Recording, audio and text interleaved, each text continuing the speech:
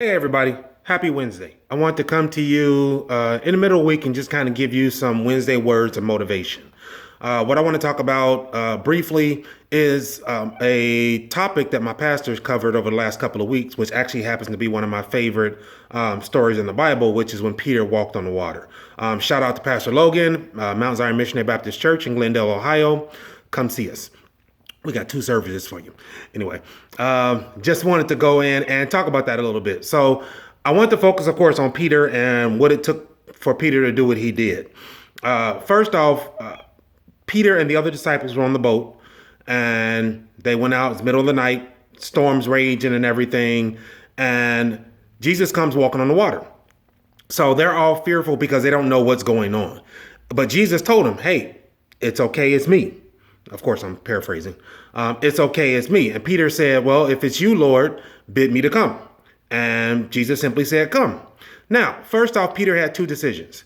He could have simply hesitated and not done it right away, or took Jesus at his word and just simply step out the boat. And he took Jesus at his word. He stepped out of the boat and walked on the water. Now, I want to back up real quickly and talk about Peter on the boat, because remember, Peter wasn't the only one on the boat. There were other disciples on the boat as well. So they also heard what Peter heard, which was simply saying, hey, it's okay, it's me. But Peter was the only one that actually said, okay, if it's you, bid me to come. The other disciples were still standing there, still fearful. And Peter stepped out on his faith. Now, my point for that being is that although there were other disciples, Peter did it by himself. So he wasn't the only one that heard the voice of Jesus, but he was the only one that acted on the voice of Jesus. So I say that to put it into terms of you and your vision. People, you may tell people about your vision. People may not understand what your vision is. They might not understand the calling that you have on your life. But don't worry about what other people are doing. It's all about you.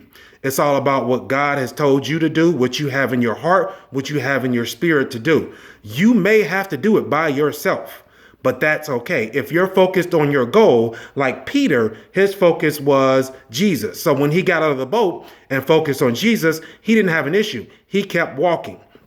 And he was walking just fine. But he then began to start paying attention to the things that were around him. All the winds and the waves that were going on around him, he focused on that instead of his actual goal, which was Jesus. That once again can relate to us and what we go through. We have a goal, we have a vision as far as to what we want to go in and reach. And as long as our focus is on that goal, we can go there. But if we start paying attention to the things that are around us, such as all the naysayers, the failures that may happen in our lives, those people telling us that, no, you can't do it. This isn't for you. You're not good enough for it. You're not educated enough for it. Then now we begin to focus on our wins and our waves in our lives, which now takes us off of our focus, which just like Peter, now we begin to sink. We began to basically now doubt ourselves, doubt our ability, doubt what we can do. But just like Peter, he refocused his life. He refocused what was going on and he saw Jesus. He said, Jesus, help me. And Jesus helped him out. Now, for us, all we have to do is now get our focus back on what we've been called to do. So don't worry about what everybody else is saying. Don't worry about what everybody else is doing. They're not you. They don't hear what you hear. They don't see what you see. They don't have the drive that you have. So it's not for us to worry about what anybody else is doing. It's a matter of for us to focus on what we're doing and not focus on everybody else. It's your vision. It's your goal. It's your dream. You've been called to do it. Do it. So once again, just like Peter, step out.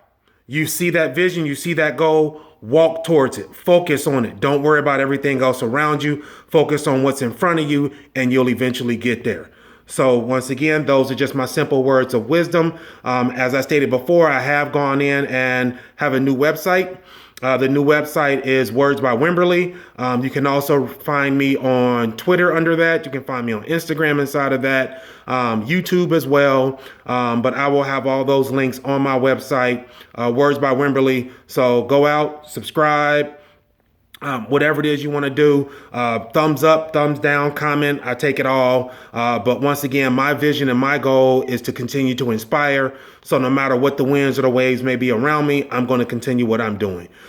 So I encourage you to do the same. Ready, set, go.